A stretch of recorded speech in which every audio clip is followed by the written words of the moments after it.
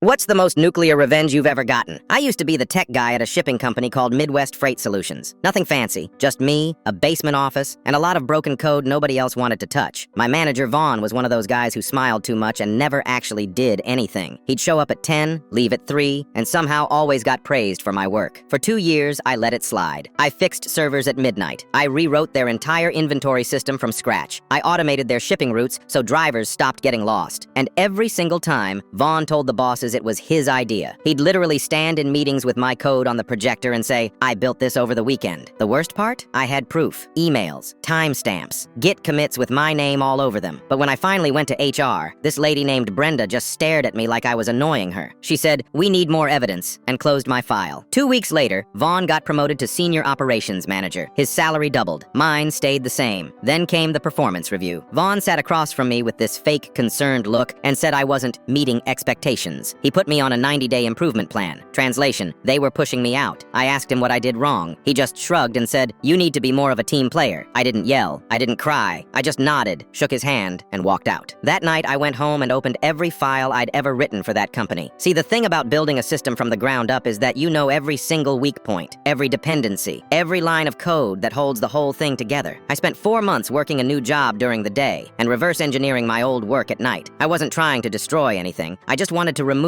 one tiny piece, a single module in the shipping automation that I'd written. It was buried so deep that no one even knew it existed. It was designed to trigger only under extreme pressure, specifically when the system processed over 1,000 orders in under an hour. Black Friday was their biggest day of the year. They made 60% of their annual revenue that weekend. I knew this because I'd built the reports that tracked it. The Friday before Black Friday, I remotely accessed the system one last time using an old admin login that Vaughn never thought to disable. I didn't delete anything. I didn't plant a virus. I just removed 11 lines of code from the order processing pipeline. Then I wiped my access logs and disappeared. That Friday, orders started flooding in around 6 a.m. By 9, the system hit 1,000 orders, and then everything stopped. The shipping module crashed. Orders sat in limbo. Drivers had no routes. The warehouse couldn't print labels. Their biggest clients, Target, Home Depot, and some furniture company, had contracts that penalized delays. Vaughn tried to fix it. He called every IT contractor in the state. Nobody could figure it out because nobody understood how I'd built it. By Monday, their clients started canceling contracts. By Wednesday, they'd lost over $4 million.